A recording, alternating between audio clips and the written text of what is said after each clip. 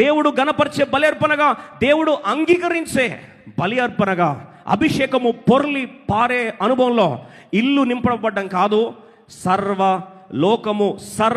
లోకము ఆ యొక్క సువాసన ద్వారా ఏమైందంట?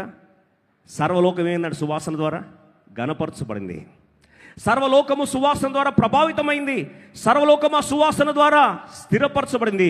ఒక మాటలో చెప్పాలంటే సర్వలోకము ఆ సువాసన యొక్క జ్ఞాపకానికి, కార్యసిద్ధ అనుభవంలోకి, అనాయింటింగ్ పవర్ కిందకి సర్వలోకము ఆ ప్రభావితము చేయబడింది. ఈరోజు అడుగుతున్నా, మనలో చాలామంది విలువైన అత్తరు జటామాంసి లాంటి అభిషేకం మనలో ఉండొచ్చు, కొత్తగా పొందుకోవాల్సిన అవసరం లే, అది తెలియని వాళ్ళు మాట్లాడే సత్యం. కానీ బైబిల్ సెలవిస్తున్న సత్యం ఏంటంటే, చూడండి, అపోస్తుల కార్యము చాలా తీయాల్సిన అవసరం లేదు.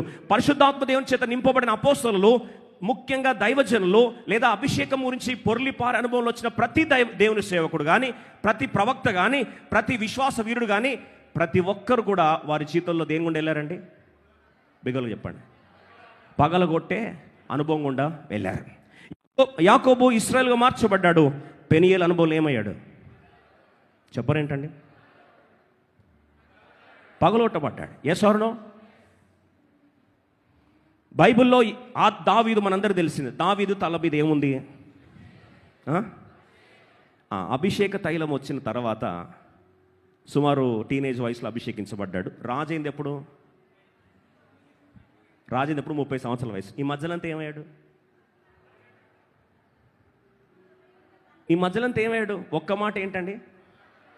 ఒక్క మాట ఇది అయ్యాడు. ఏమయ్యాడు? పగలగొట్టబడ్డాడు. యోసేపు ముందే ఏర్పరచబడినవాడు, కలల భావం చెప్పగల అభిషేకం ఉంది, ముందే అభిషేకం చేత నింపబడ్డవాడు. కానీ ఆయన అభిషేకం బయటకు రావడానికి మధ్య వ్యవధిలో 13 సంవత్సరాలు ఏమయ్యాడు? బిగర్ చెప్పండి, త్వరగా చెప్పండి. యేసుప్రభు వారు ప్రపంచానికి అభిషేక ప్రవాహముగా ఈరోజు పొర్లిపార అనుభవంలోకి రావడానికి యేసుప్రభు వారు కూడా ఏమయ్యాడు? బిగర్ చెప్పండి, పగలగొట్టబడ్డాడు. ఎవరు పగలగొట్టబడలేదు?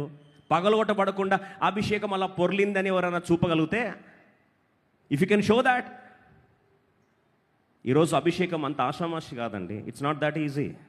ప్రభువాని అభిషేకం నాలో పొర్లి పారాల ప్రభువాని ప్రార్థన చేసిన తర్వాత అభిషేక ప్రవాహాన్ని దేవుడు ఒక్కసారి ఆరంభించాలని ఆశపడితే, అభిషేక ప్రవాహంలో మొట్టమొదటిగా దేవుడు మన జీవితంలో చేసేది ఏంటండి? త్వర చెప్పాలి.